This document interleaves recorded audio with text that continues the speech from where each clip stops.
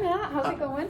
Oh, it's going okay. Yeah, I've been really stressed, and I'm not sure if I'm exhausted because I'm depressed, or I'm depressed because I'm so exhausted with what's going on with me right now. Okay.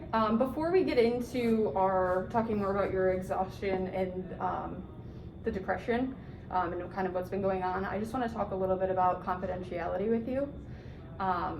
It's a priority of mine to keep anything that you share with me confidential. There are some limits to that confidentiality, and I just want you to be aware of what they are. So if there is a threat of harm to yourself or to someone else, that's definitely something that I would have to report.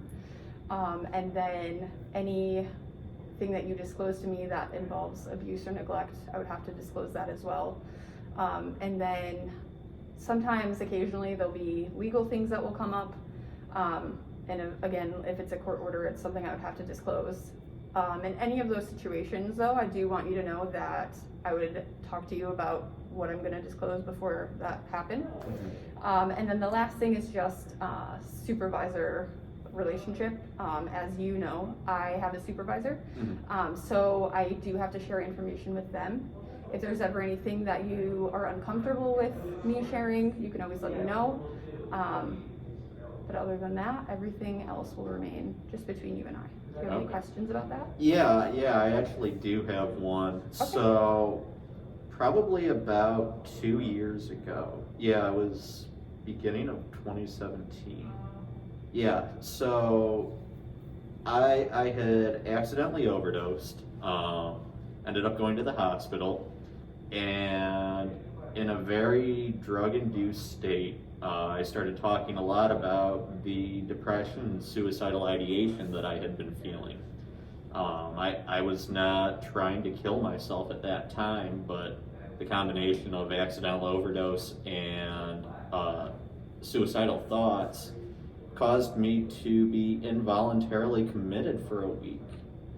And so I don't know, and I'm not entirely sure where that line is for talking about suicidal stuff, because I don't want to go back to the hospital.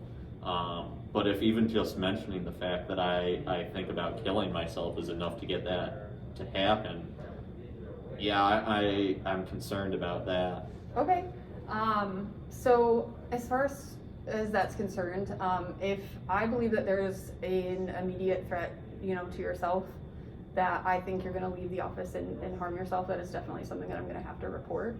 But that doesn't mean that we can't have open conversations about suicide that don't involve involuntary commitment. So if I talk about like having a plan, where I just have thought of a plan, but I don't really have any concrete date, and I really don't have the desire to kill myself at the moment, that's a situation where it's okay? Yeah, that would be okay. Okay. We are going to want to talk about some things that we can do to kind of reduce that feeling, or give you some things that you can do to kind of protect yourself.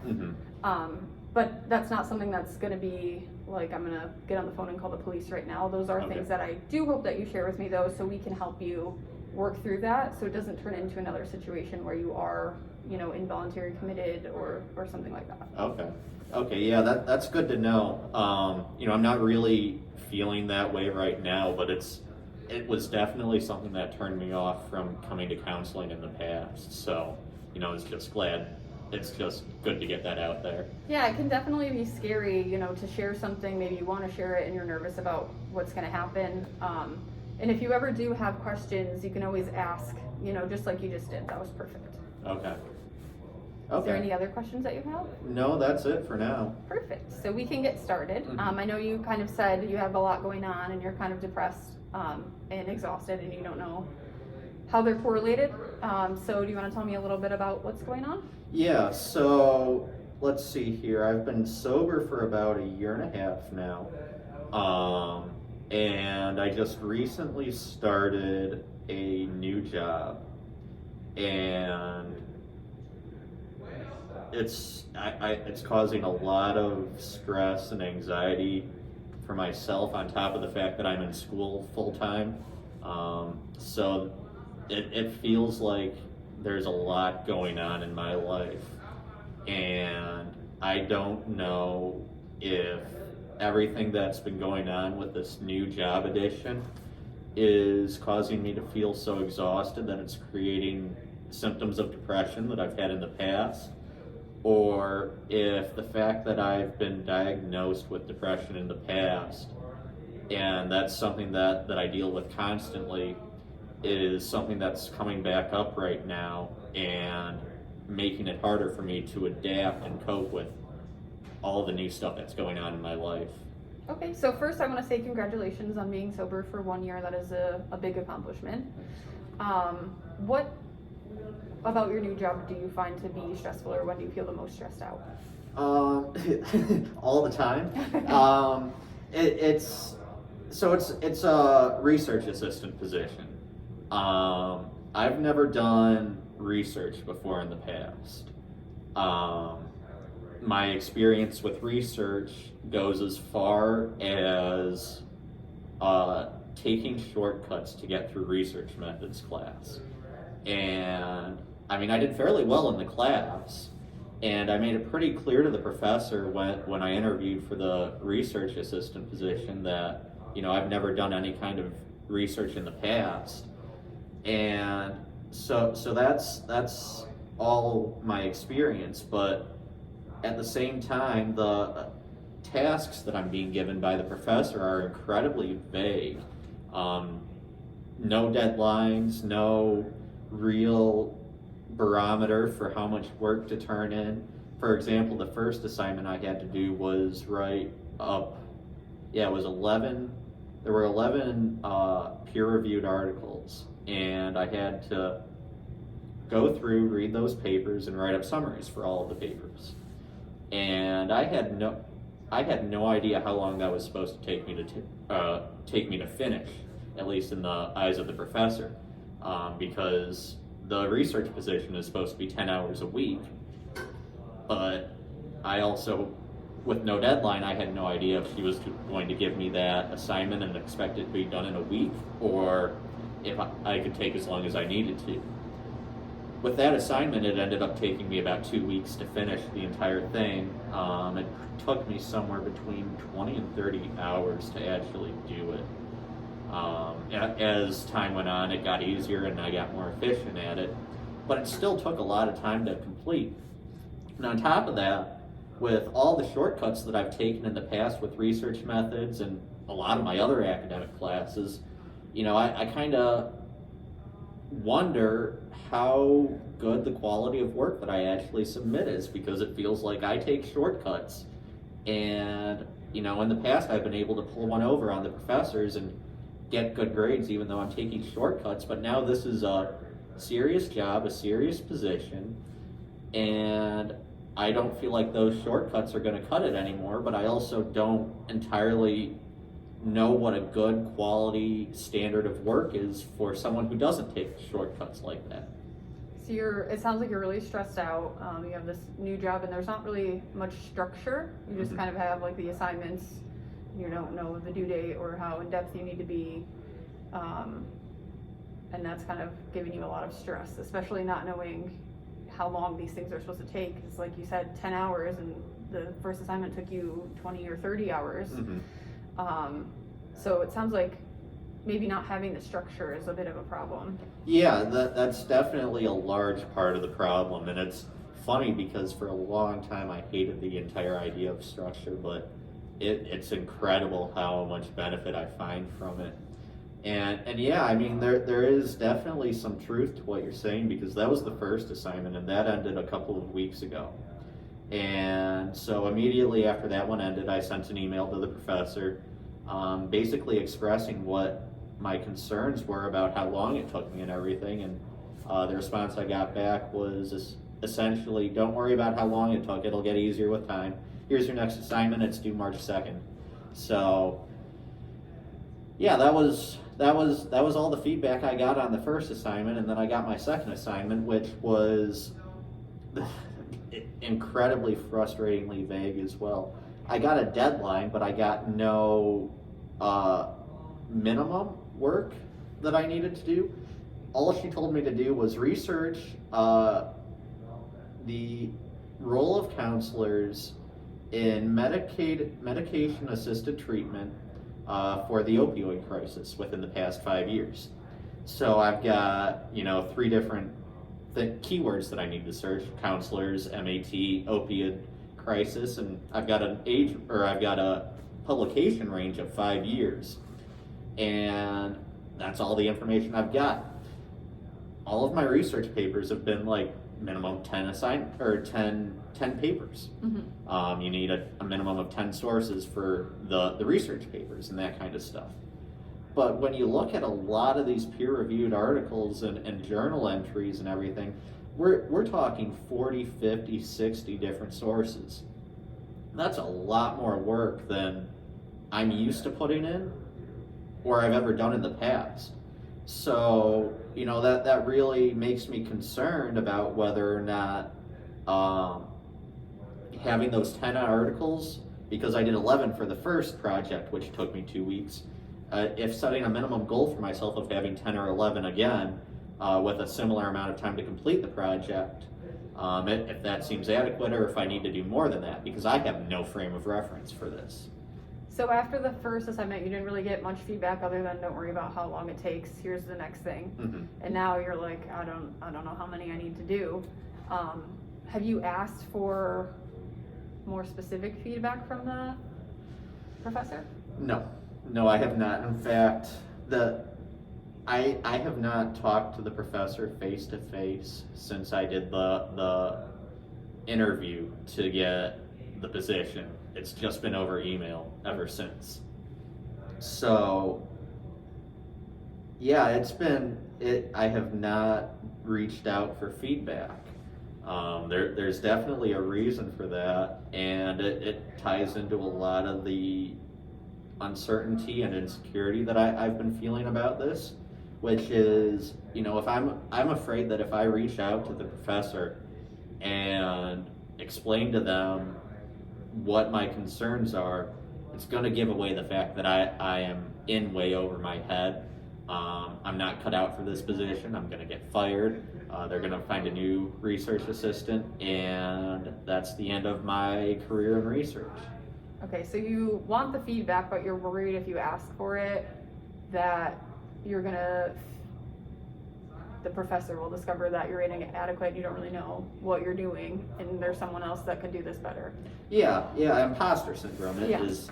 Essentially what it feels like is, I feel like I manage, and it's so weird because this is not the first time I've said it.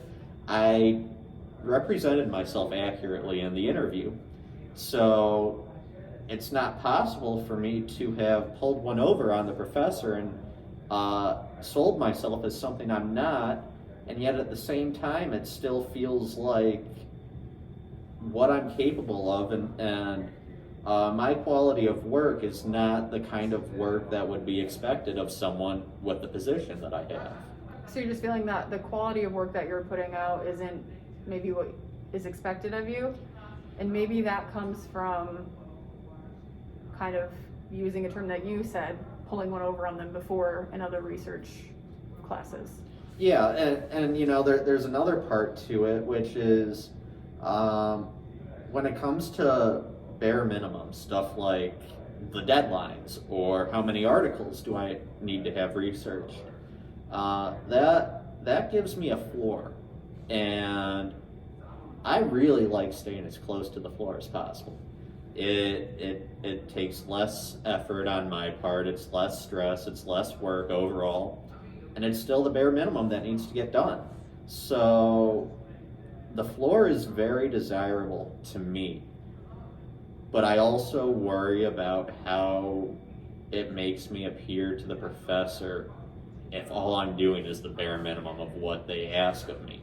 And so it feels like it's a really difficult position to be in, where I want to have a better idea and a better frame of reference for how much work I need to actually submit, but I also don't want to come off as just doing the bare minimum. So the bare minimum is kind of where you're comfortable, but you're not sure if it's enough for the position that you're in. Right, yeah, and I don't even know what the bare minimum is for this job right now, which is a lot of the struggle that I have. You know, if I'm averse to doing a lot of this work and I'm just looking to do the bare minimum, but I have no idea what that bare minimum is, I'm just going through an unpleasant process of doing something that I'm averse to doing, which is all this tedious research and typing with no end in sight. So maybe even making more work for yourself, Mhm. right? Is there any reason why you feel like, well, I guess we already went there with the why you didn't ask for the feedback. After your interview with this professor, Mhm. did you feel like comfortable, like it went well? I think so. I had never met this professor before, so I had no idea what they were like. The interview seemed to go pretty well. Although there was one part that still sticks with me to this day, and it actually talks about this entire part. What they were saying is that the deadlines and the workload in the beginning is going to be fairly light compared to other semesters, because of how things have to be done for the pandemic and everything. So there's a lot less work that's due overall compared to other semesters. So the deadlines are a lot more lax. But when crunch time hits, she didn't say it directly, but I know I am going to have her breathing down my neck about deadlines when the stress starts hitting for her. So that, you know, and so I kind of keep that image of what she expects from me as the primary instead of the when shit hits the fan type of situation. So it's kind of projecting my own stress and anxiety onto what I think the professor actually feels. And I imagine it's more uncomfortable to have these conversations only have meeting that professor one time.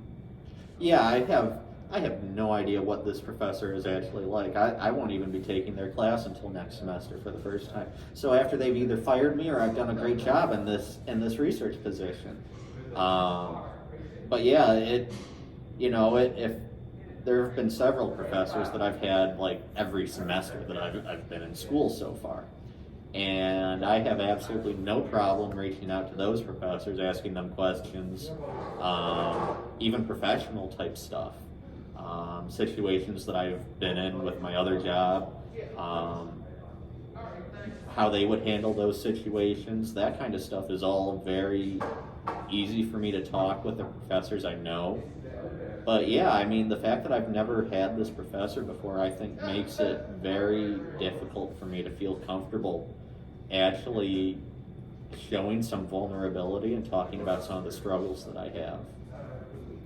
So it's uncomfortable because you don't know her, but maybe, or your experiences in the past with other professors have been positive Mhm. because you've talked to them about things outside of school. Mm-hmm. Do you think that she would be or respond in any different kind of way than your past experiences? I would find it very hard to imagine that she would. So, I mean, yeah, the answer is if I get to know her, I'll be able to have a much better relationship and not have to deal with all of this stress and anxiety that I have. But that completely goes into a completely different area of issues, which is the social anxiety that I typically feel, which kind of comes out when I have to contact a professor that I've never talked to before. It's really hard to maintain eye contact a lot of the time. And it just feels uncomfortable trying to force that kind of connection or that kind of relationship building with the professor when really all I have right now is this research project with them where they don't really need to talk to me a ton. So what do I need to reach out to them about right now? And the answer feels like not really anything, but I'm still I completely lost my train of thought. So you almost feel like you're bothering this professor by asking questions if you don't feel like you really need to, Mm-hmm. but you're still stuck in this uncertainty of what are her expectations and am I doing enough? Mm-hmm. That pretty much kind of sums it Yeah. up. Yeah, that sums up pretty well what, you know, I've been through and going through and struggling with and all of that stuff. Well, that's all the time we have now. Mm-hmm. But for our next session, we'll kind of pick up, Okay. you know.